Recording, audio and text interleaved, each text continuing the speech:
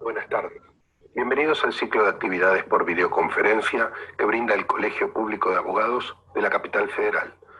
Hoy, como actividad propuesta por el Instituto de Derecho Tributario, contamos con los doctores Diana Queirolo y Gustavo Somoza López, que nos hablarán de procedimiento tributario, exclusión del régimen de monotributo. Les recomendamos que mantengan los micrófonos en silencio para evitar interferir en la locución de los expositores y de surgir alguna pregunta, la realicen vía chat. Asimismo, de producirse un corte en la transmisión, volveremos a habilitar la misma ingresando al mismo link por el cual entraron originalmente. Ahora sí, le damos la palabra a los doctores.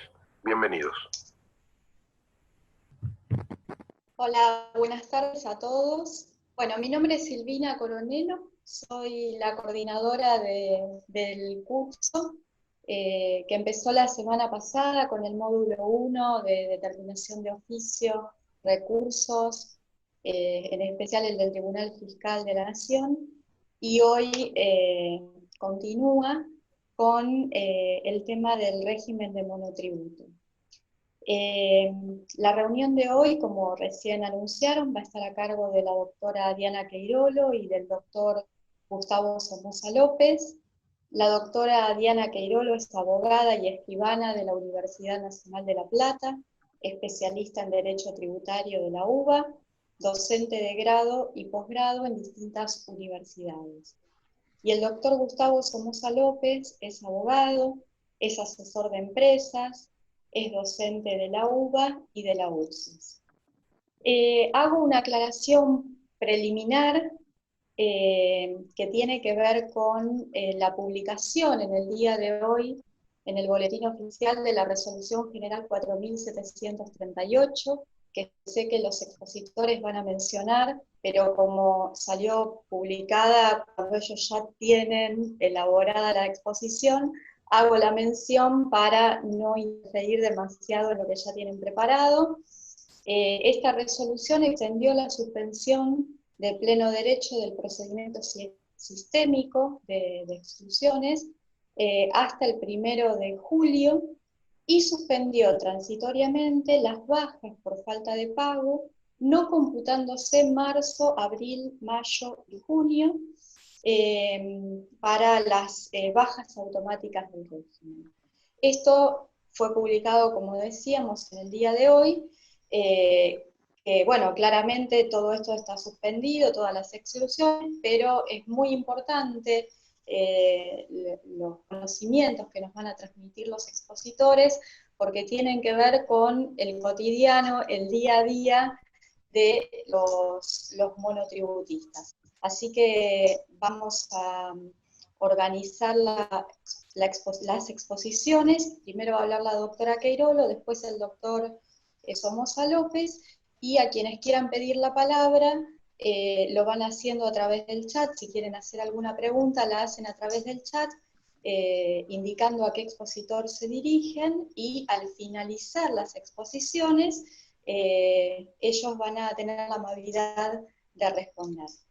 Desde ya les agradecemos mucho a ambos la presencia. El doctor Somoza López pertenece al Instituto de Derecho Tributario, que preside el doctor Jorge Haddad, y con quienes organizamos estas reuniones, y la doctora Diana Queirolo es invitada y ha aceptado gentilmente participar de este ciclo. Así que a todos les damos la bienvenida y nos disponemos a aprender.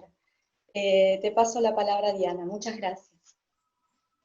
Bueno, buenas tardes a todos. Muchas gracias al Instituto de Derecho Tributario del Colegio Público de Abogados de Capital Federal por la invitación. Es un honor.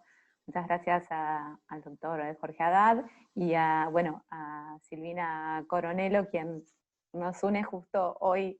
Le comentaba que hubiera sido el cumpleaños del doctor José Osvaldo Casás, y bueno, a través de él, perdón, me emociono porque fue mi titular de cátedra, y a través de él que conocí a Silvina, que es una colega y amiga de años compartidos en la Facultad de Derecho de la Universidad de Buenos Aires. Bueno, es un honor estar con ustedes, abogadas y abogados del Colegio Público.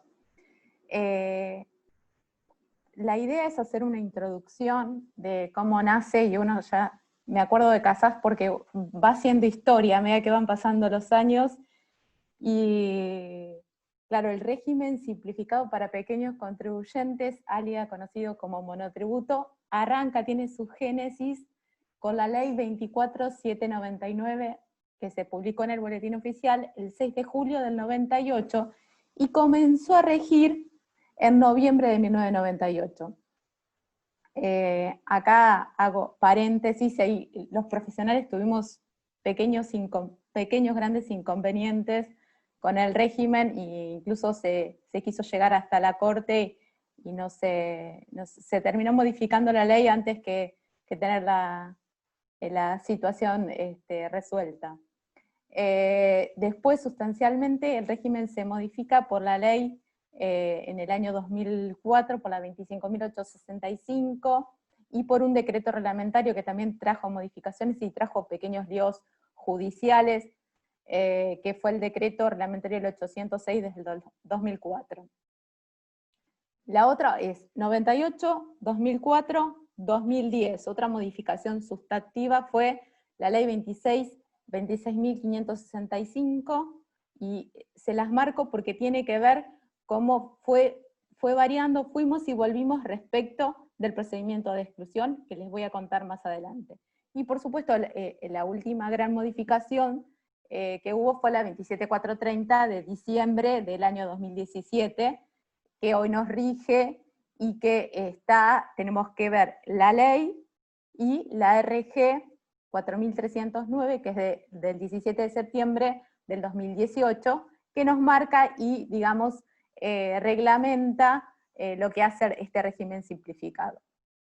Como decía Silvina, es muy importante que hoy salió que la virtualidad de la RG 4738 del 2020, que extendió por todo junio, viene desde marzo ya, el tema de la no utilización de cruces sistémicos para la exclusión y para la baja del monotributo, con respecto a tener 10 cuotas consecutivas impagas y quedar por fuera del régimen, una situación que está contemplando hoy la Administración Federal de Ingresos Públicos con respecto a lo que estamos viviendo, a este aislamiento, y que genera situaciones económicas muy importantes, no solamente sociales y psicológicas. Bueno, volviendo al tema, ¿cómo se veía en el año 98? En monotributo, el régimen simplificado engloba prácticamente dos componentes que tienen que ver: uno impositivo, que incluye IVA y ganancias; uno de seguridad social, que incluye la prestación básica universal, la jubilación y la obra social, ¿sí? Se unifican en una cuota mensual y se establecen distintas categorías que están formadas por quienes realizan actividades que tienen que ver con la venta de cosas muebles, donde la categoría va de la A a la K, las categorías, ¿sí?, de la A a la K, y quienes prestan o realizan servicios, que estaríamos todos los abogados y abogadas, que van de la A hasta la H, ¿sí? Acá se puede incluir que posean hasta 3 actividades, incluso hasta 3 locales. No pueden ser monotributistas, por ejemplo, los integrantes de sociedades anónimas, de SRLs y de sociedades colectivas, quienes tengan un valor unitario máximo de 29.119,56 centavos. Y la categorización se hace tomando en cuenta 4 parámetros. El monto anual de ingresos brutos respecto de la facturación, o se va a computar respecto de la facturación; la superficie afectada en metros cuadrados; el monto anual de alquileres devengados; y el consumo de energía eléctrica formulada a través de los kilowatts, ¿sí? Actualmente hay 2 recategorizaciones que se hacen en forma semestral, en enero y en julio, ¿sí? Sus efectos de esas recategorizaciones van a surgir a partir de los meses siguientes, es decir, vamos a tener febrero y en agosto para la nueva reviste en cuanto a las categorías. Cada categoría se va a determinar según el monto del componente impositivo y previsional, la obra social y un monto fijo. ¿Qué ventajas tiene el régimen simplificado? Hay poca carga administrativa, no se presentan declaraciones juradas, hay un régimen simplificado para cumplir, tengo el beneficio del reintegro del pago mensual si cumplo con el pago en tiempo y forma y lo hago a través de tarjeta de débito automático o de crédito. Y todo esto implica simplicidad y bajo costo, ¿sí? ¿Cuáles serían las desventajas? La desventaja, no se puede tomar los créditos fiscales en el IVA, ¿no? Se dificulta el acceso al crédito, porque hay algunas entidades bancarias que, si sos monotributista, cuesta más obtener créditos. Y estamos limitados en cuanto a la actividad de tener más de 3 locales o realizar más de 3 actividades, ¿sí? Estas serían como las desventajas. Como les decía, las ventajas que tiene ser monotributista seducen a muchos contribuyentes ¿para qué? Para mantenerse en el régimen. Lo que conlleva realizar conductas, que por ahí es importante llevar un registro de las operaciones, ser ordenado, tener un adecuado asesoramiento para evitar cometer errores, ¿sí?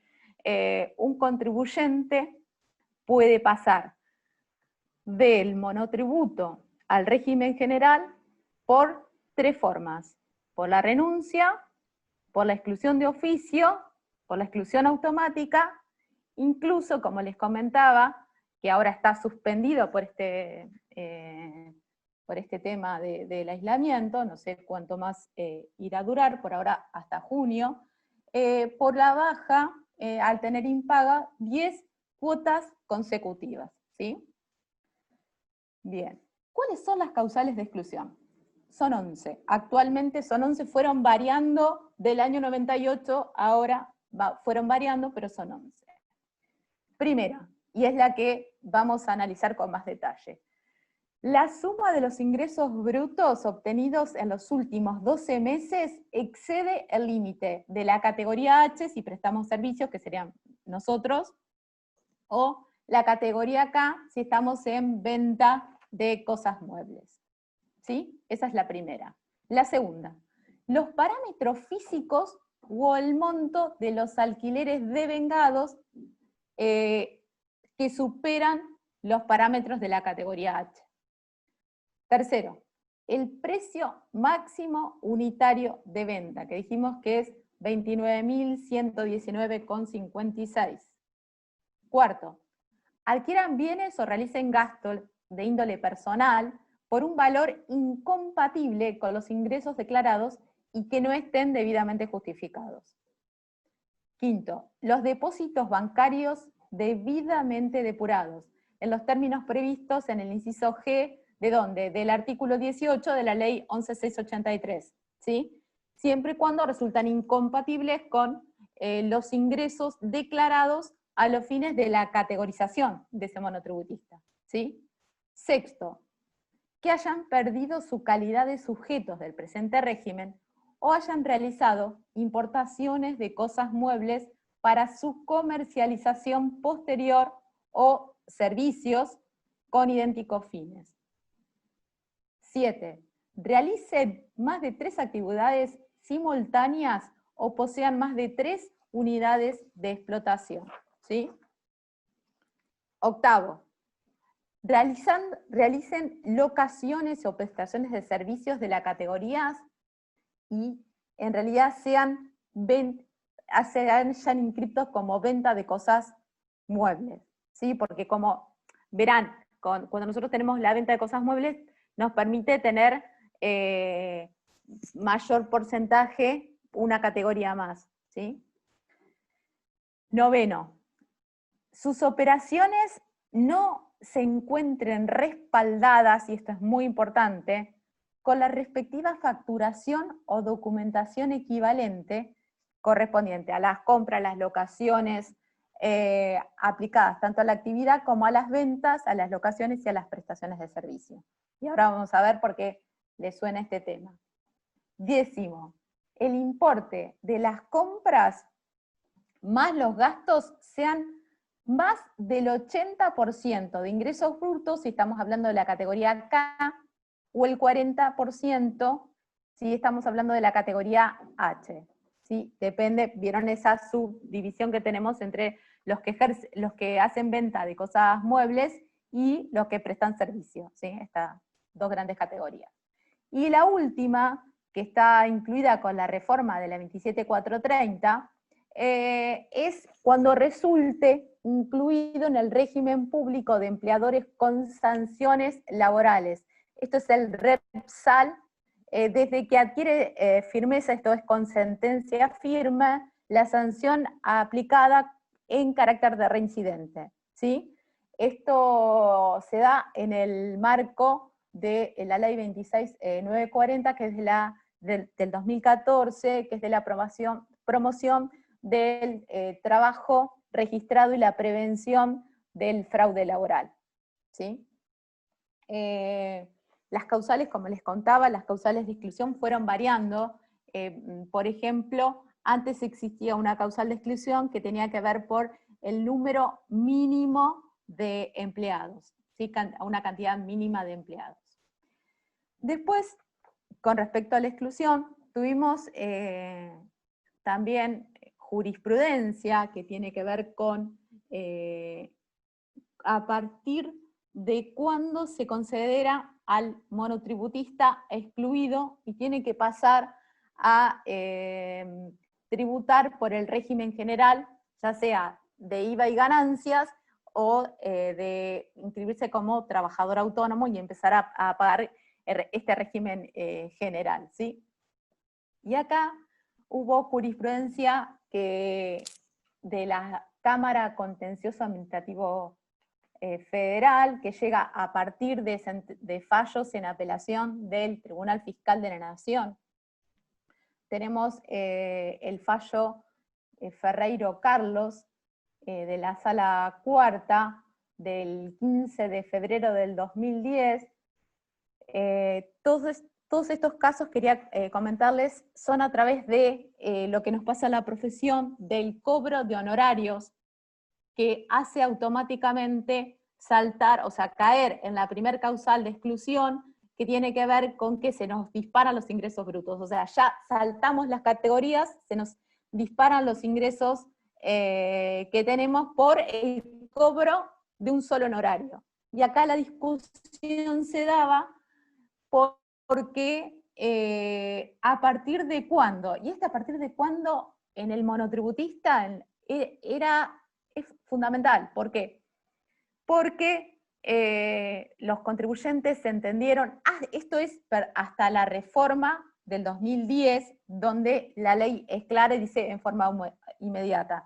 Pero acá la discusión se daba entre la ley vigente del año 2004 y el decreto reglamentario que les comentaba que había traído sus problemas, que era el decreto reglamentario, el 806 del 2004.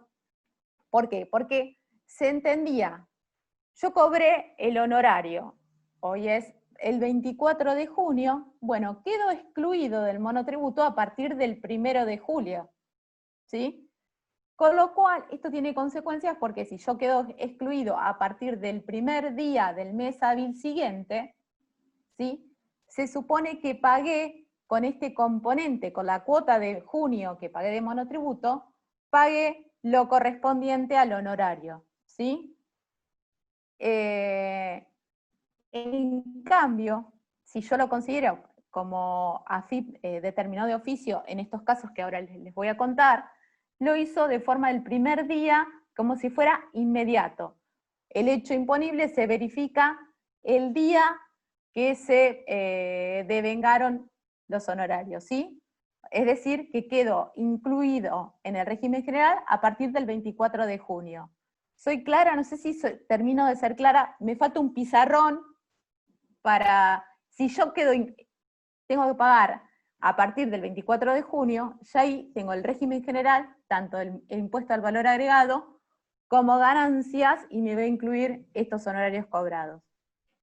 ¿Se entiende la idea? Bueno, la Cámara, el Tribunal Fiscal, todas las salas del Tribunal Fiscal le dieron la razón al contribuyente y tomaron como excluido del monotributo a partir del primer día del mes siguiente. Entonces, Tribunal Fiscal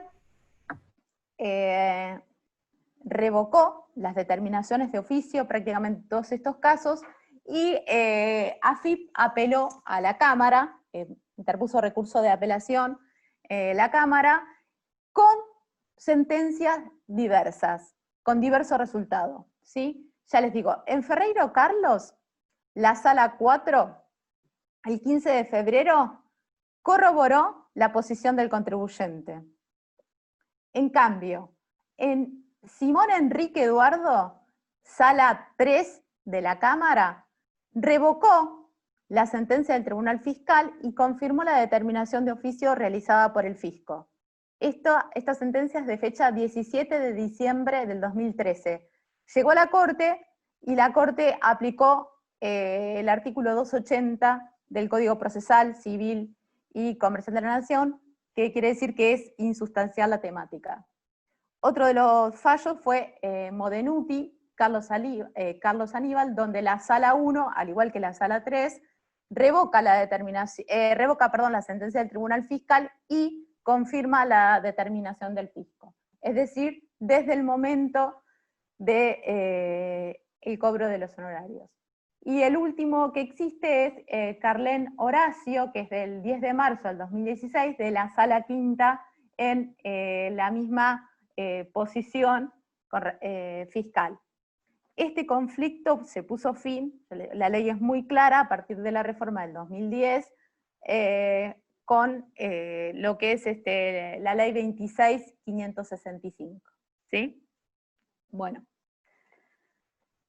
Continuamos. Los montos máximos de facturación y de alquileres se actualizan todos los años.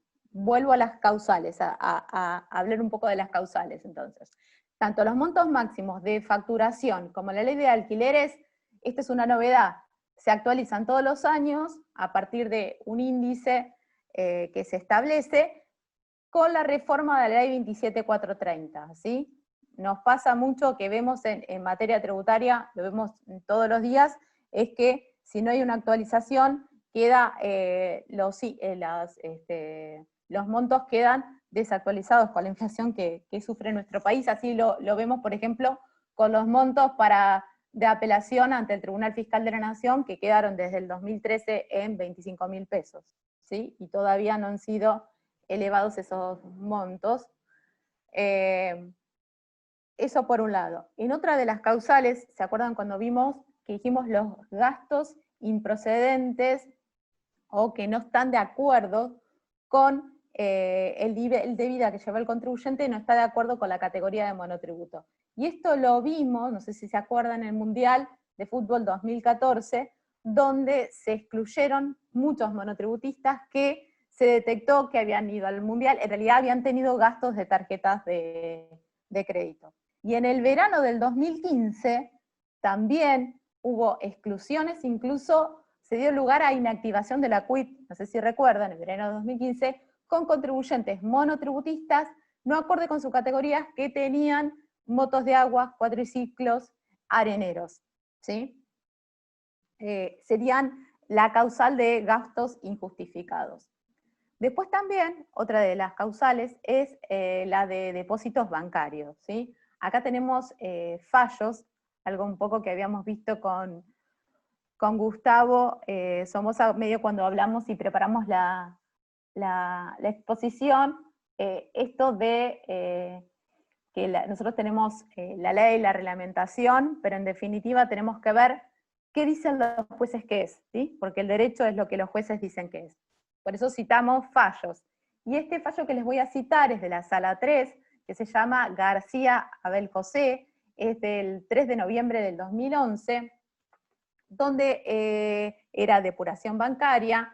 García alegó que tenía una cuenta en forma conjunta con su esposa, y que su esposa también tenía actividad. ¿sí? Una actividad que estaba declarada, ¿sí? ante la misma AFIP. El problema es que se depuró lo de la parte de la esposa, no se pudo probar con precisión todos los depósitos que correspondían a la actividad, y a su vez también, más esa depuración de la esposa, más por una falta probatoria, seguía excediendo los ingresos según la categoría de monotributo, ¿sí? Acá se aplicaron multas en IVA y en ganancias también. Esto fue, digamos, en contra del mismo contribuyente que no pudo probar. Y otro caso similar se llama Krause Mayol Hernán Enrique, que es del 2 de octubre del 2014, de la Sala 5 de la Cámara Nacional Contencioso Administrativo Federal. Todos estos fallos que les estoy citando vienen del Tribunal Fiscal de la Nación, ¿sí? Y la alzada es la Cámara. Alegaba que los depósitos que tenía en su cuenta estaban repartidos en diferentes proporciones con otras personas que también se dedicaban a la actividad, pero no lo pudo probar. ¿Qué pasó? No pudo acreditar, digamos, no tenía el respaldo documental de los dichos, ¿sí? de este señor.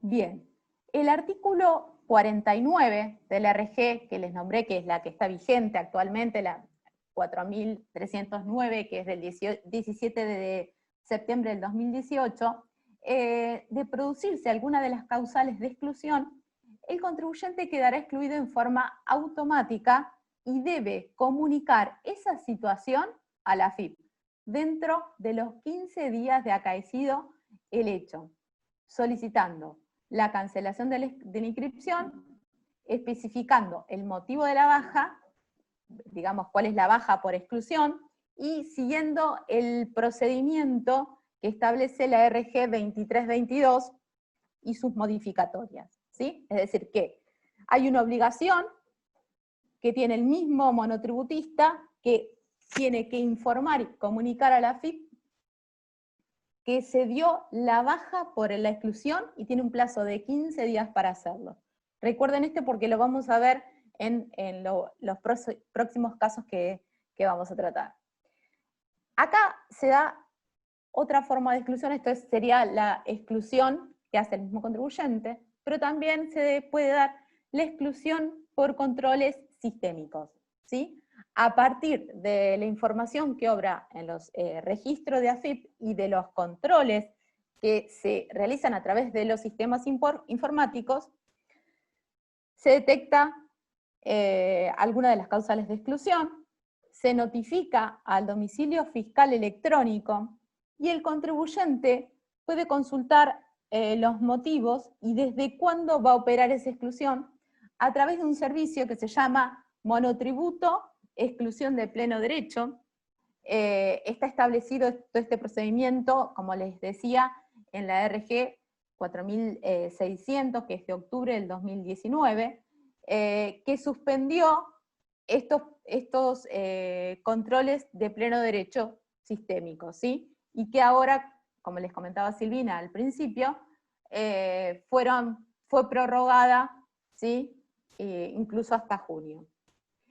Después también tenemos la exclusión por fiscalización presencial, suspendida también. Hoy por hoy no tenemos fiscalización presencial, lo que es el ámbito del AMBA, por el tema del aislamiento social y la fase, según la parte del país en la que estemos, ¿sí? Hay algunas agencias de AFIP que ya tienen habilitación, pero por ahora lo que es el AMBA, lo que refiere a los que vivimos en Capital Federal, la fiscalización presencial no está habilitada, ¿sí? Por decirlo de alguna forma.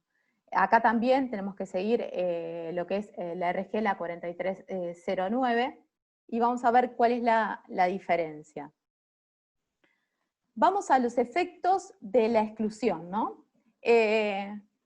Como decíamos nosotros, como habíamos adelantado, el decreto reglamentario el 885 del 98 establecía que la causal de exclusión produce efectos jurídicos desde la hora 0 del día que acontece, ¿sí? Esto que habíamos dicho, que luego se soluciona a partir del artículo 21 de la ley 26.565 del año 2010. Acá tenemos que ver cuáles son las vías recursivas una vez que nos notifican la exclusión. Y acá tenemos las dos diferentes formas de exclusión, que tiene que ver por los controles sistémicos y por presencial. Fíjense que cuando hablamos de la exclusión por controles sistémicos, tenemos 15 días como opción para presentar el recurso de apelación del artículo 74 del decreto reglamentario de la ley 11.683, el decreto número 1397 del año 79, ¿sí? Tenemos 15 días. Se presenta también por sistema, dentro de lo que se llama servicio monotributo, exclusión de pleno derecho, lo presentamos al recurso y hay un acuse de recibo, e incluso les digo, si hay errores, hay inconsistencia, o el archivo es defectuoso, directamente la presentación es rechazada en forma automática, ¿sí? Eso ténganlo presente. Entonces, si la exclusión es por controles sistémicos, tengo 15 días desde la notificación, ahora lo vamos a ver. En cambio, si la exclusión es por una fiscalización presencial, tengo 10 días para presentar este recurso de apelación del artículo 74 del decreto reglamentario, ¿sí? Esto lo establece el artículo 42 del RG 4309, que el juez analiza y dicta una resolución. También se puede consultar a través del estado del trámite, que se llama lo mismo monotributo, exclusión de pleno derecho, y se puede consultar el estado de la apelación, ¿sí? Estado de la apelación del artículo 74 del decreto reglamentario 1397 del 79, ¿sí? Estas vías recursivas también sufrieron una evolución. ¿Por qué? Porque el sistema que rige hoy, que es se vuelve a este sistema a partir del año 2010, es que primero te excluye y paralelamente o presentás la declaración jurada del régimen general o paralelamente te inician determinación de oficio de IVA y de ganancias. Esas determinaciones de oficio de IVA y de ganancias se apelan al Tribunal Fiscal de la Nación, con lo cual yo tengo una doble vía o dos vías distintas para la misma situación o para la misma causa, que es la exclusión de monotributo. Si yo quiero discutir la exclusión de monotributo, tengo que ir sí o sí por recurso de apelación del artículo 74 del decreto reglamentario, que me habilita, una vez resuelto, a llegar a la justicia, agoto la vía administrativa, y llego a la justicia por la apelación del artículo 23 de la Ley de Procedimientos Administrativos, ¿sí? En ninguno de los dos, ni el 74 ni el 23 de la 19.549, tengo efecto suspensivo, ¿sí? ¿Qué quiere decir? Que se excluye y paralelamente la AFIP me dicta la determinación de oficio, o inicia el procedimiento de determinación de oficio. ¿Se entiende? Esto es muy importante porque algo que hablábamos con Gustavo Somoza López es que ¿qué puede hacer un contribuyente para evitar y seguir discutiendo? Porque tengo una doble vía, voy a llegar. Si yo quiero la determinación de oficio, quiero tener un efecto suspensivo, apelo por el inciso B del artículo 79, es decir, recurso de apelación ante el Tribunal Fiscal de la Nación. ¿Sí? ¿Se entiende? ¿Qué pasa? A partir de esta misma reforma del año 2017, del 27 de diciembre del 2017, el artículo 76, y ahora hablo de la ley 11.683, dice que será improcedente la apelación ante el Tribunal Fiscal de la Nación contra el acto que declare y resuelva excluir del régimen simplificado para pequeños contribuyentes monotributo.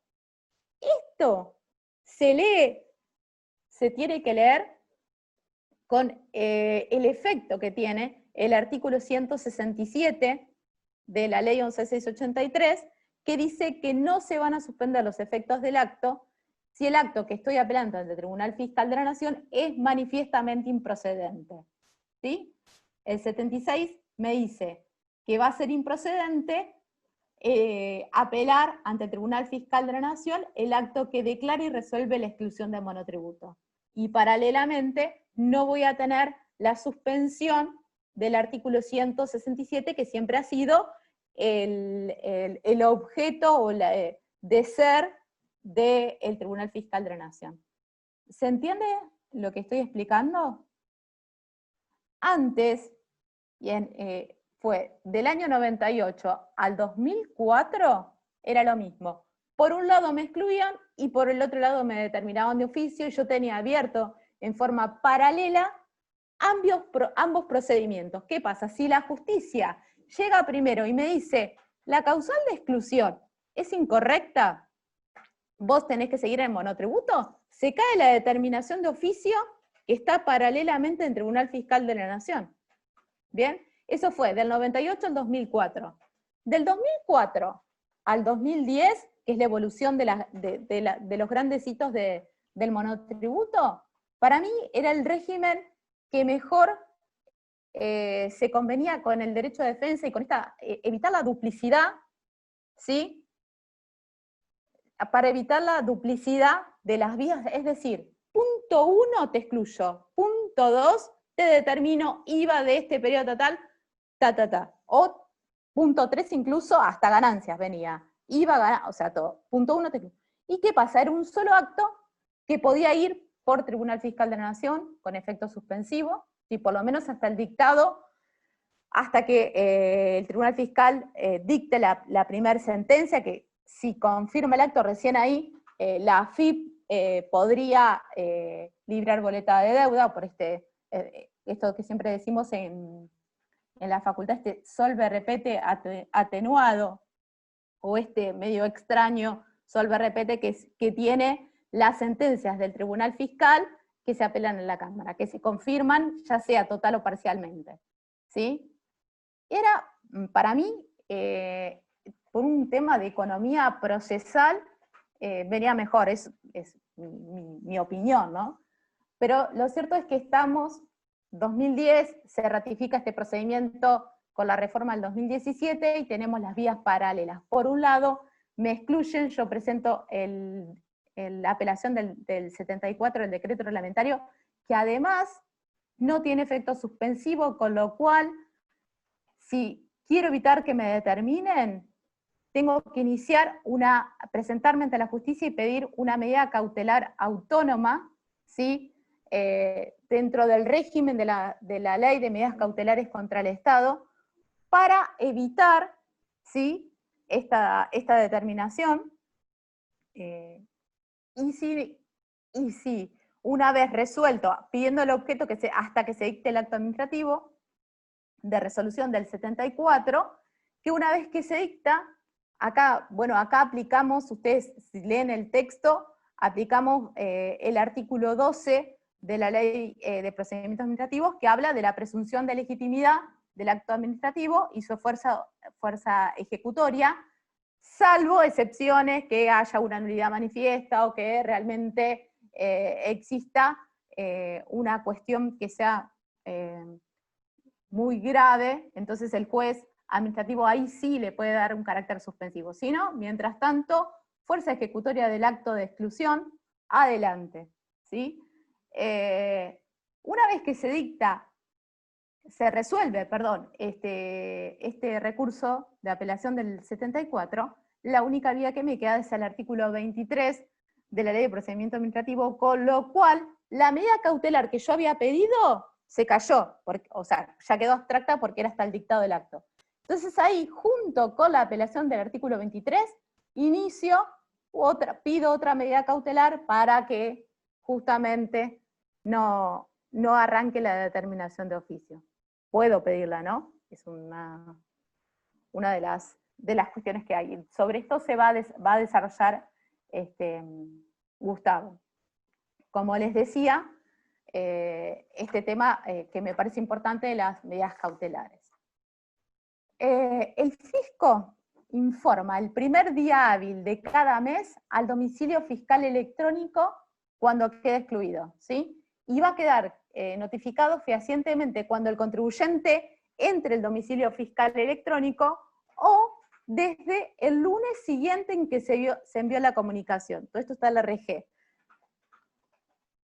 Consecuencias y problemas, ¿sí? No sé, vamos viendo el horario. Consecuencias y problemas que tenemos. Como dijimos, esta exclusión puede ser automática o de oficio, ¿sí? Tanto por el contribuyente o por la AFIP, sea por controles sistémicos o presenciales, ¿sí? ¿Qué necesito? Bueno, yo acá me tengo que dar de alta en el régimen general. Por eso, muchas discusiones pasan por determinar cuál es la fecha exacta. ¿Por qué? Porque el problema lo vamos a tener con la retroactividad o no de la exclusión, ¿sí? En cualquiera de los casos, este régimen general conlleva un aumento de la carga tributaria y otros costos. Por ejemplo, otros costos impositivos porque tengo que registrarme en IVA, en ganancias, tengo que darme de alto, en lo que es, voy a necesitar asesoramiento contable, tengo aumentos en el sistema previsional porque ya empiezo a pagar el régimen general de autónomos, tengo que soportar, por ejemplo, aumento de la carga administrativa, tengo una necesidad de llevar una administración más organizada, ordenada, que sea eficiente, tengo que contar con cada uno de los archivos, de los comprobantes de venta, de compras, de cobros, de pagos, además de que tengo que realizar retenciones pertinentes, por ejemplo, a los proveedores. ¿Sí? Otro de los temas, la determinación de los débitos y créditos fiscales. El fisco me va a determinar sobre el total de la venta y de servicios, ¿sí? Y va a aplicar el débito fiscal sobre el total de las ventas o de los servicios.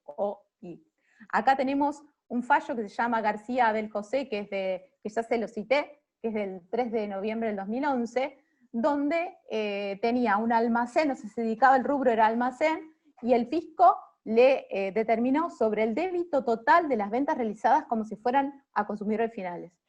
¿Sí? Otro de los fallos, José Benjamín y Walter Rodolfo Ledesma Luna, una SH, de la Sala Quinta de la Cámara Contencioso Administrativo Federal, viene del Tribunal Fiscal también, este fallo es del 28 de agosto del 2012, no presentaron documentación respaldatoria de las compras. Entonces se concluyó que el contribuyente tenía derecho al cómputo, pero siempre y cuando ¿qué? Contara con la documentación. ¿Sí? Digamos que de los 3 componentes de lo que es la cuota mensual del monotributo, solo el componente impositivo que se haya efectivamente pagado puede ser utilizado para computarse como pago a cuenta de los saldos de las declaraciones juradas retroactivas de IVA. ¿Sí? Acá tengo que presentar una multinota, el formulario 399, solicitando la reimputación con documentación. Acuérdense siempre, somos abogados, el respaldo es la documentación.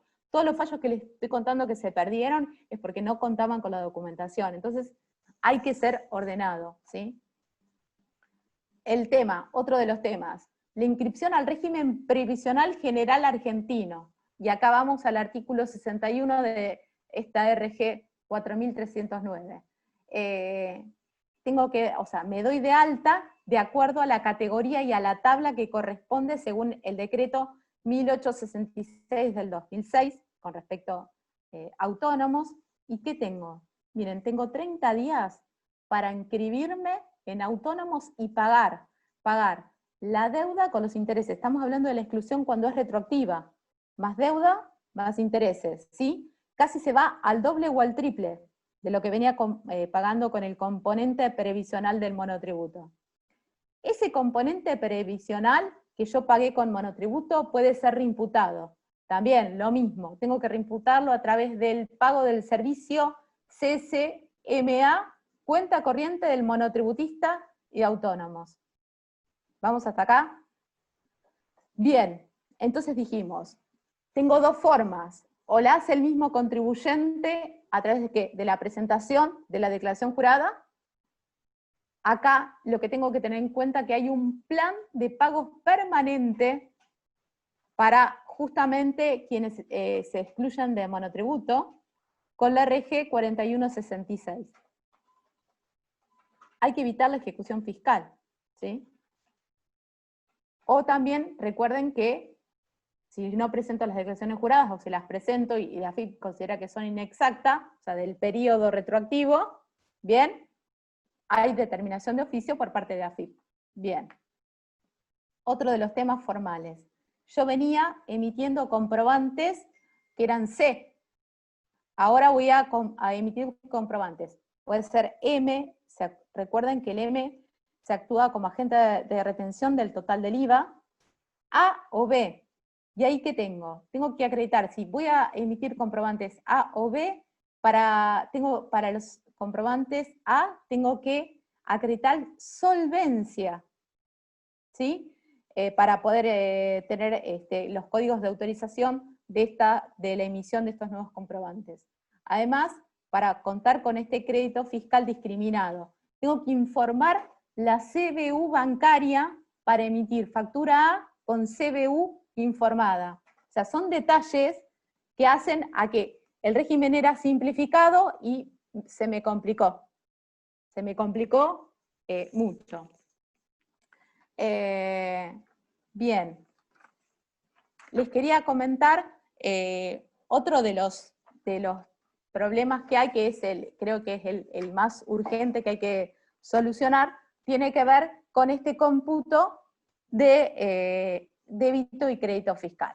Vamos al punto.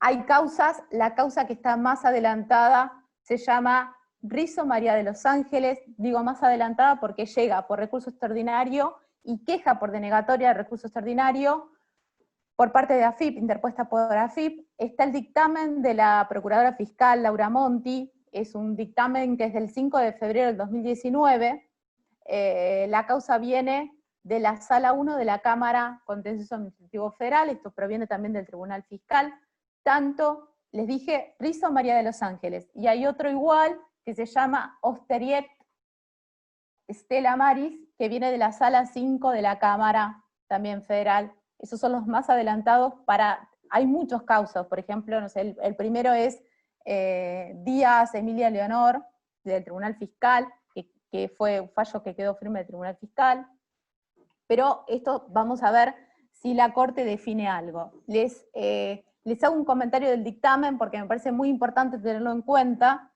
lo que se va a definir. Acá, ¿qué pasó? Esta mujer monotributista, que tenía una actividad de compra y venta de neumáticos, ¿sí? ¿Qué pasó? Era monotributista desde odio no tener pizarrón, del 1 de enero del 99, ¿sí? Hasta el 20 de agosto del 2008. Fecha en que ella misma se excluyó con carácter retroactivo a partir del periodo, el último periodo que fue monotributista fue diciembre del 2006. ¿Sí? Se autoexcluyó, presentó sus declaraciones juradas y se tomó como crédito fiscal la facturación que había emitido como monotributista. ¿Me siguen? Y a su vez se tomó también el pago de las cuotas del monotributo como un saldo a cuenta del impuesto. Se lo reimputó. ¿Qué pasó? La Dirección Regional Sur le determina de oficio, porque le toma todos los débitos fiscales de las operaciones, estamos hablando de enero del 2007, ¿sí? Hasta agosto del 2008, le toma todos los débitos fiscales y le impugna los créditos fiscales. ¿Basados en qué? Basados en el artículo 12 de la ley de IVA, que establece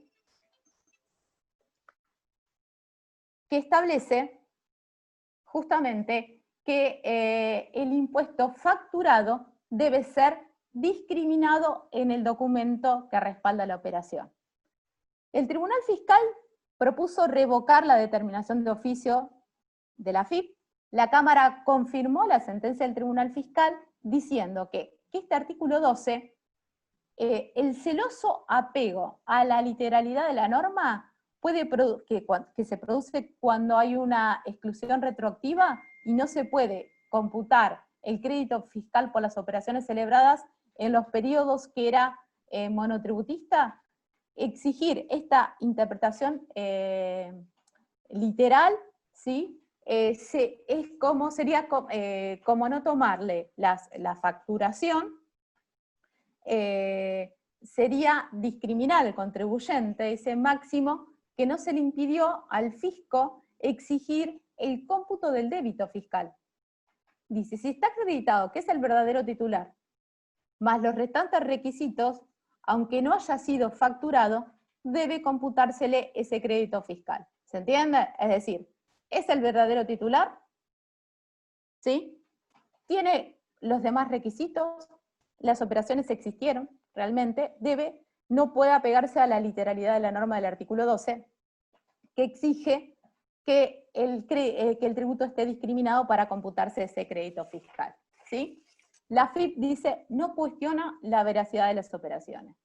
¿Qué hizo la FIP? La FIP interpuso recurso extraordinario federal por la interpretación de las normas federales y queja por arbitrariedad de la sentencia. Dice que la sentencia se apartó de la solución normativa prevista para el caso, ¿sí? Y que hay una incorrecta apreciación de la prueba, ¿sí?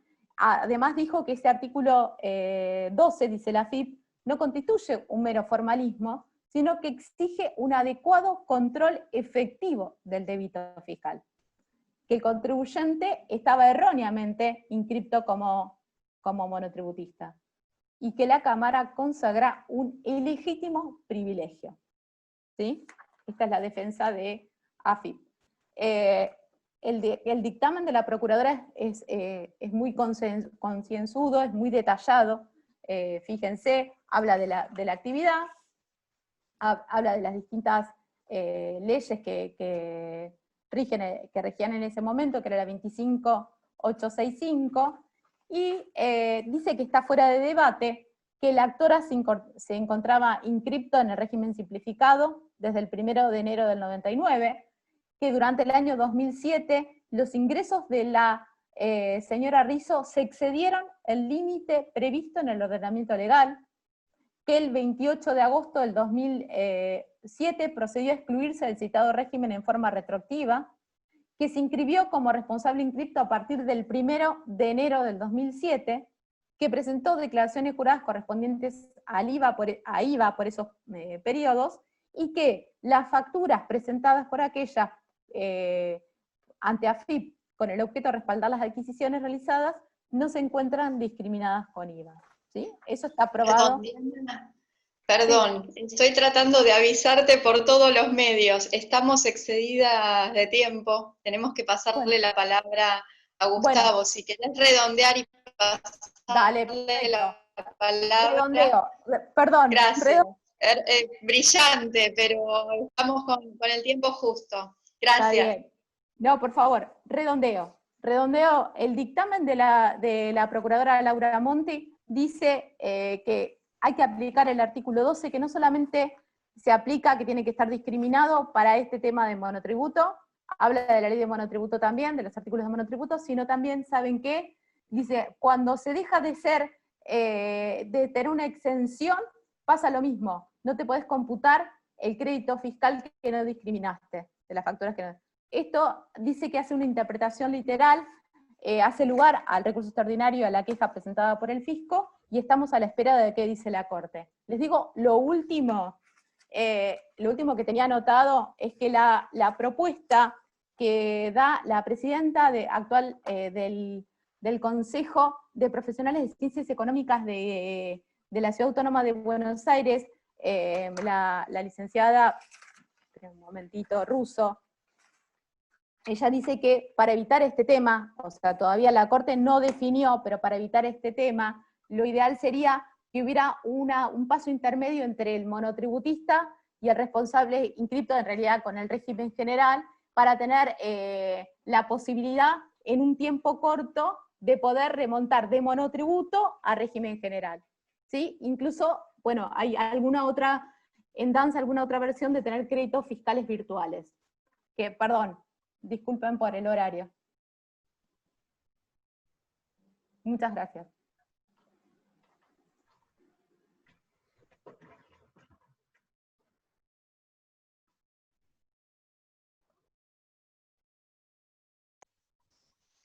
Bueno, Gustavo, ¿empezamos? Bueno, vamos a retomar un poquito este tema.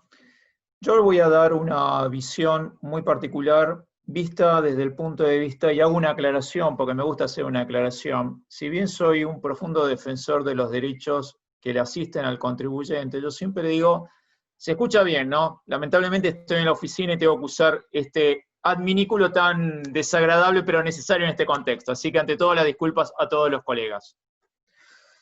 A ver, hago una aclaración previa. Soy un profundo defensor de los derechos de los contribuyentes, pero del buen contribuyente, no del pícaro que quiere utilizar una norma jurídica que puede facilitar administrativamente y tributariamente el cumplimiento de obligaciones tributarias, pero, como bien digo, para facilitarle nuestro trabajo, no para contribuir al trabajo de un evasor. Eso es una aclaración que quiero hacer, porque quiero que toda la exposición que dé va a tener ese criterio o va a tener ese objetivo. La exclusión del monotributo, como dijo la doctora Queirolo, es un tema complicado. ¿Complicado por qué? Pensemos quién es quien va a utilizar la figura del monotributo. Generalmente estamos hablando de profesionales o cuentapropistas de escasas dimensiones. ¿Dimensiones de qué tipo? ¿Económicas? Económicas más administrativas. Con lo cual, en el sustrato inicial del monotributo, cuando se creó el monotributo, la idea ¿cuál era? Simplifiquemos el trabajo que implica el cumplimiento de obligaciones tributarias a un gran número de personas que, de lo contrario, pueden verse forzadas a no cumplir, y entiéndame bien lo que estoy diciendo, verse complicadas en el cumplimiento normal de su obligación tributaria. Por lo cual, el hecho de la exclusión del monotributo es siempre una situación compleja. Compleja, ¿por qué? Porque tenemos que verla desde el punto de vista de quién es el que utiliza ese monotributo. Obviamente, como claras situaciones, más costo administrativo, más costo tributario, más complejidad, absolutamente, porque estamos hablando de que va a tener que cumplimentar con mayores liquidaciones de más tributos y, sobre todo, con más costo, más erogación. Más allá de que nuestro Código Civil y Comercial, en su artículo número 320, fija que es obligación de quien tiene una determinada organización cumplimentar y llevar esa contabilidad, la realidad es que es una carga administrativa más y una carga financiera más que muchas veces no se puede llevar adelante. Yo, obviamente, tomando lo que había dicho la doctora precedentemente, estoy totalmente convencido de que nosotros, las abogadas y abogados, podemos estar hablando horas y horas de qué dicen las normas jurídicas, pero lamentablemente el único que lo va a definir van a ser los jueces y las cámaras. Por lo cual me parece que lo más útil, en este caso, cuando decimos puntualmente qué cautelares o cómo podemos plantear una cautelar que tenga mediana probabilidad de éxito ante una situación de exclusión del régimen de monotributo, me parece que lo más lógico va a ser recurrir a qué están diciendo los tribunales. He elegido un mix bastante variado. Lamento decirles que no tengo tantos que me declaren admisibles las cautelares, para mi gusto, pero bueno, vamos a tratar también de ver un poquito las que están rechazando esa cautelar, el motivo por el cual la rechazan. Siempre digo que todos podemos ganar o perder un proceso con detalles, con pequeños detalles, que cumplimentemos, que no cumplimentemos, que nos demos cuenta o no. Yo creo que el tema de analizar los casos nos tiene que servir, pero no como una mera enumeración de casos que podamos incluir en nuestras presentaciones judiciales, sino esencialmente qué podemos aprender de esa casuística y si de esa casuística podemos tomar elementos que nos sirvan a otros casos que nos van a venir. Indefectiblemente nos van a venir. ¿Por qué? Ha habido muchísimos casos de exclusión de monotributo. Yo les puedo asegurar que la situación actual y la post-situación actual, que va a ser la que más trabajo nos va a dar a todas las abogadas y abogados, créanme que vamos a tener muchísimo trabajo desde el punto de vista tributario. Muchísimo, mucho más del que hemos visto nunca, desde ya. Y no voy a entrar al tema concursal porque, bueno, ya ahí podríamos terminar un día entero o más. Primer tema. Obviamente, como, bueno, exclusión de monotributo, las armas fundamentales que vamos a tener, 74 del decreto reglamentario, 23 de la ley de procedimientos administrativos, pero vamos a ir a la casuística jurisprudencial, que es lo que me interesa, que juntos analicemos, pensemos y veamos a ver si nos sirve o no nos sirve. Un caso que lo rechazó, obviamente, que siempre se cita muchísimo, que es el caso de Silvia Fortunati, que es del 22 de diciembre del 2015, en el cual sustancialmente la alzada resolvió desestimar el recurso de apelación interpuesto por el recurrente contra la sentencia de la instancia anterior que había rechazado la medida cautelar solicitada. La medida cautelar pretendía suspender efectos de una resolución administrativa por medio de la que se dispuso la exclusión del contribuyente del régimen de monotributo y su incorporación al régimen general. ¿Qué dice la Cámara en este caso? La Cámara sostuvo que para la procedencia de las medidas cautelares es necesario la configuración de dos requisitos a saber, que son los dos requisitos que fija el 230 del Código de Procedimiento Civil y Comercial, en definitiva, que es verosimilitud en el derecho y peligro en la demora. Después voy a hablar un poco cuál es el criterio también de apreciación que tienen los tribunales sobre estos dos elementos. Todos, colegas, sabemos que son dos elementos que tienen que reunir para la procedencia hasta cautelar. Ahora, ¿con qué criterio lo estoy analizando? ¿Con qué criterio yo veo que hay verosimilitud en el derecho y peligro en la demora? Eso es un temita. Destacando que en el caso de cuestionarse la legitimidad de actos administrativos, la configuración del peligro en la demora implica una severa apreciación de los hechos de la causa. Esto en todos los que están rechazando las cautelares hay una coincidencia. Y hacen un fuerte hincapié en este tema de severa apreciación de los hechos de la causa, dado que rige plenamente la presunción de validez de los actos administrativos. Fantástico. No vamos a discutir un principio propio del derecho administrativo, cuál es la validez del acto administrativo, y que aparte lo necesita el acto administrativo para tener fuerza e imperium. Pero yo lo que hago una pregunta, y la dejo en el ámbito todavía de pensarla, de reflexionarla y demás, digo, bárbaro. Aplicamos con severa apreciación los hechos y puntualmente la presunción de legitimidad del acto administrativo. También pensemos que puede ocurrir que haya principios constitucionales que estén violándose con ese acto administrativo. Considero que la severidad tiene que ser para ambas partes y debemos considerarlo en ambos criterios. Sigo adelante. Dado que rige previamente la presunción de validez de los actos administrativos, en este punto la carga de la prueba de este prejuicio de difícil e imposible reparación ulterior le corresponde a quien solicita la medida cautelar. Se falla muchas veces cuando hay rechazos de cautelares. ¿Por qué? Porque no se funda adecuadamente ese perjuicio. Ese perjuicio que requiere o que va a haber una difícil o imposible reparación posterior. Tema importante, cómo nosotros fundamos ese perjuicio que no va a poder ser subsanado a posteriori. ¿De qué elementos nos vamos a basar o cómo vamos a probarlo? Elemento fundamental. Contrario sensu.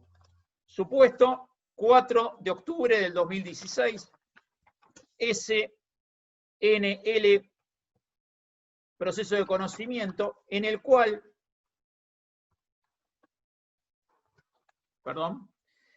se lo declaró admisible. La Cámara Contencioso Administrativa Federal concedió la petición de una cautelar de no innovar a fin de mantener la condición de monotributista por parte de una mandataria cuyos depósitos de terceros excedían el límite establecido por el artículo 20 de la 26.565. Por cuanto encontraban configurados los requisitos de procedencia de tal medida, verosimilitud del derecho y peligro en la demora. Para resolver en el sentido indicado, sostuvo la Cámara, en este caso es la Sala Cuarto de la Cámara Contencioso Administrativa Federal, que dice, para resolver el sentido indicado, ¿qué sostiene? Sostiene que se encuentran configurados los requisitos de procedencia de la medida solicitada. Por un lado, verosimilitud del derecho, en tanto el fisco pretendía determinar el tratamiento tributario aplicable a la actora sobre la base de ingresos de terceros, que no reflejaban en principio su propia capacidad contributiva. Esto se reitera en otros fallos también. El tema de cuál es la real capacidad contributiva de esa persona que está siendo excluida del régimen general, del régimen de monotributo. Sigo. Y puntualmente su propia capacidad contributiva, mientras que el peligro en la demora se verifica sobre la base del daño que le provoca la exclusión del monotributo y su consecuencia inclusión en el régimen general. De esta forma revocan la decisión del... En definitiva, este peligro en la demora se verifica sobre la base del daño que le provoca la exclusión del régimen de monotributo, que se entronca con lo que habíamos mencionado anteriormente.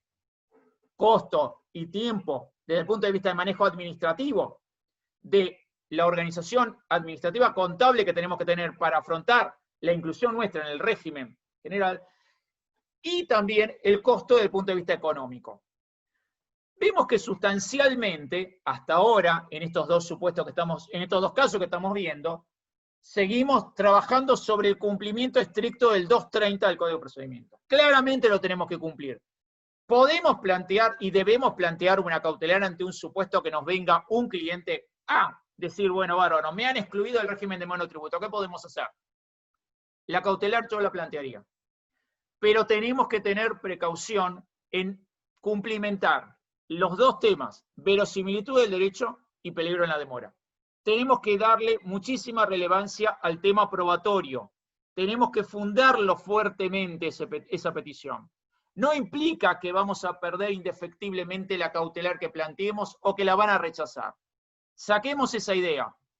La mayoría de los casos en los cuales voy a estar haciendo un paneo muy rápido en esta charla, fueron rechazados. Pero pensemos, colegas, ¿por qué fueron rechazados? No pensemos que hay un criterio de animadversión, sino por qué fueron rechazados. ¿Para qué? Para que nosotros veamos puntualmente qué elementos tenemos que tomar en consideración como para hacer un planteo que resulte exitoso. ¿Ok? Seguimos. Otro tema más. Puntualmente, Rico Fernando José, este es de la sala 3, es del 13 de julio del 2017, en el cual la sala 3 de la Cámara de Contencioso Administrativa Federal rechaza la medida cautelar de no innovar iniciada por el actor con la que pretendía mantener su condición tributaria hasta tanto se decida la procedencia o no de su exclusión de pleno derecho del régimen de monotributo, efectuada por la FI, como consecuencia de superar los límites de facturación de la categoría que revestía. Para así decidir, los magistrados ponderaron los principios reiteradamente sostenidos por la Corte de que examinar con criterio estricto las medidas cautelares que impiden la percepción de rentas públicas, en tanto esta resulta indispensable para el funcionamiento del Estado y el sostenimiento de los intereses de la comunidad. Con lo cual vemos puntualmente que cuando nosotros hagamos el planteo, obviamente lo estoy analizando desde el punto de vista del contribuyente, no lo estoy analizando desde el punto de vista del fisco, necesariamente vamos a tener que ser muy meticulosos y muy claros en cómo estamos haciendo nosotros ese planteo y cómo nosotros los estamos fundando. Porque sabemos que vamos a tener una apreciación o un criterio claramente riguroso para considerar la admisibilidad o no de esa cautelar. Otro tema, otro caso más. Cohen Ricardo Moisés, este es del 27 de agosto del 2019. Sustancialmente acá lo que más me interesa recalcar son algunos puntos que son los siguientes. La procedencia de la medida cautelar solicitada por el actor, esto es la suspensión del acto administrativo, en la cual obviamente había sido excluido el régimen de monotributo, se encuentra condicionada en los términos del 13 de la 26.854, en que concurran simultáneamente los siguientes requisitos. A. Se acredite sumariamente el cumplimiento o la ejecución del acto de la norma ocasional a perjuicios graves de imposible reparación ulterior. B. Verosimilitud del derecho invocado. C. Verosimilitud de la ilegitimidad por existir indicios serios y graves al respecto. La no afectación del interés público, que la suspensión judicial de los efectos de la norma no produzca efectos jurídicos o materiales irreversibles. La ausencia de los requisitos examinados lleva, de conformidad con la previsión del artículo 13, a desestimar dichos agravios. Se cita como jurisprudencia en este fallo en particular algunos casos como Salvioli, Miguel Arturo, Mailis Sergio, Boston, Compañía Argentina de Seguros y otros. Con lo cual, aquí vemos nuevamente que tenemos que considerar qué elementos estamos aportando para lograr también el cumplimiento de este artículo 13 de la 26.854. Otro tema más, otro caso más, y no los voy a abrumar, Voy así a hacer referencia a dos casos más, rápidamente, en virtud más que nada del tiempo también. En el caso Peruzzo César José Luis, que es del 12 de abril del 2018, el contribuyente dedujo demanda contra FIP con el objeto de que se declare la nulidad, en este caso, de la resolución por medio de la cual se confirmó la exclusión del régimen simplificado de monotributistas. El juez de grado rechaza la medida cautelar solicitada por la actora, para así decidir sostuvo que no resultaba evidente la ilegalidad de la actuación de la demandada, obviamente el fisco. De manera que el derecho del actor no parecía como verosímil, en tanto la decisión del fisco nacional encontraba suficiente fundamento en lo actuado en sede administrativa y en cuestiones planteadas por el demandante. La Cámara lo confirma, consideró que del análisis de la cuestión planteada no surge la decisión adoptada por el organismo sea manifiestamente arbitraria ni ilegítima. También hay fundado puntualmente procedimientos llevados a cabo a efecto de excluir Resolución General 2847. Y un tema que sí me gustaría mencionarlo, que es un caso, que es el del 4 de octubre del 2016, Sánchez Nora Lía contra Estado Nacional sobre el proceso de conocimiento. En este caso, se concede la cautelar de no innovar a favor de una contribuyente que fue excluida del régimen simplificado y por tanto mantener su condición de monotributista hasta que se dicte sentencia definitiva, ya que se tuvieron por comprobado la verosimilitud del derecho y el periodo de una demora máxima cuando dicha medida no tiene efectos jurídicos o materiales irreversibles, toda vez que el contribuyente deberá liquidar y pagar sus tributos de conformidad con el régimen general en el caso que se hizo una eventual sentencia definitiva desestimatoria de su pretensión. Si nosotros consideramos los elementos que estamos utilizando en este momento, vemos claramente que el hecho de que nos excluyan del régimen de monotributo claramente nos va a traer una serie de consecuencias tanto patrimoniales como organizativas, cuantificables en dinero, con lo cual el perjuicio es demostrable. Existe la posibilidad de que planteemos esta medida cautelar, es posible que lo podamos hacer, siempre y cuando consideremos estos elementos que estamos considerando como para que pueda declararse la admisibilidad de la misma. Tal vez sea redundante, tal vez sea reiterado el punto, pero si nosotros consideramos y tenemos en claro cuáles son los requisitos que tiene que reunir este régimen de cautelar, nosotros vamos a tener mínimas probabilidades de tener éxito en nuestro planteo. Nuestro planteo es fundamental ¿por qué? Porque necesariamente tenemos que considerar que este hecho de la exclusión va a generar una serie de complicaciones. Sí me parece interesante también algo que mencionó la doctora precedentemente en cuanto a esta modificación que hubo en el año 2017, en cuanto a la no posibilidad de... Perdón,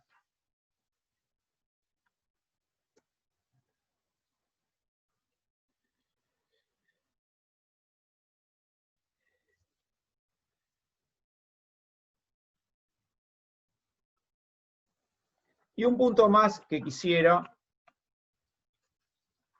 tomar en consideración para cerrar es lo siguiente. Siempre que nosotros estemos manejando un tema de naturaleza tributaria, tenemos que considerar que siempre va a primar el principio de realidad económica. Siempre va a primar el principio de realidad económica. También nosotros lo tenemos que considerar desde el punto de vista de fundar nuestro pedido de medidas cautelares y nuestra vía amparista. Voy a traer a colación un párrafo que me parece útil, interesante, y que yo creo que lo podemos utilizar también como fundamento para nuestro planteo. Es preciso recordar que en el análisis de relaciones tributarias debe prevalecer el principio de realidad económica, esto es, aplicar normas de naturaleza tributaria a la real situación configurada desde la perspectiva económica, lo cual lleva a necesaria interpretación de los hechos. La Corte ha sostenido reiteradamente que la interpretación judicial debe establecer la versión técnicamente elaborada de la norma aplicable y del caso por medio de una hermenéutica sistemática y razonable y discreta que responda a su espíritu para lograr soluciones justas y adecuadas al reconocimiento de los derechos, debiendo prevalecer la razón del derecho por sobre el ritualismo jurídico. Claramente lo debemos considerar y fundamentalmente también sobre el ritualismo jurídico, sustitutiva de la sustancia que define la justicia, sea esta favorable al fisco o al contribuyente. El fundamento de este principio radica en que el criterio para distribuir la carga tributaria parte de la valoración política de la capacidad contributiva que el legislador efectuó teniendo en cuenta justamente la realidad económica.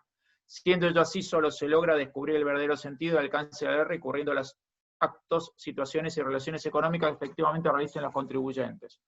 Con lo cual, claramente, por eso la introducción que hice previamente, si nosotros estamos considerando que nuestro cliente es una persona que cumple habitualmente con sus tributos y que puntualmente esa exclusión no procede, y considerando que esa exclusión le va a causar y le va a ocasionar un perjuicio cuantificable y que nosotros vamos a poder probar, sí tenemos que ser muy puntillosos en la elaboración del planteo, pero también tenemos que considerar que vamos a actuar considerando el principio de realidad económica y buscar en esa realidad económica los fundamentos. ¿Los fundamentos para qué? Para ese planteo de la cautelar, puntualmente los fundamentos para qué? Para demostrar también ese perjuicio y para fundar también el hecho de que ese perjuicio va a ser irreparable o de muy difícil reparación ulterior. Claramente no tenemos que considerar que porque la mayoría de los planteos hayan sido rechazados, lo nuestro va a ser rechazado. Tenemos que analizar cuáles son las fallas en cuanto, sobre todo al tema probatorio, y también puntualmente considerar ciertos principios liminares del derecho tributario y administrativo que debemos necesariamente cumplimentar. De lo contrario, obviamente, ab initio ya vamos a tener el planteo del rechazo aún antes de encontrar la resolución. Muchas gracias.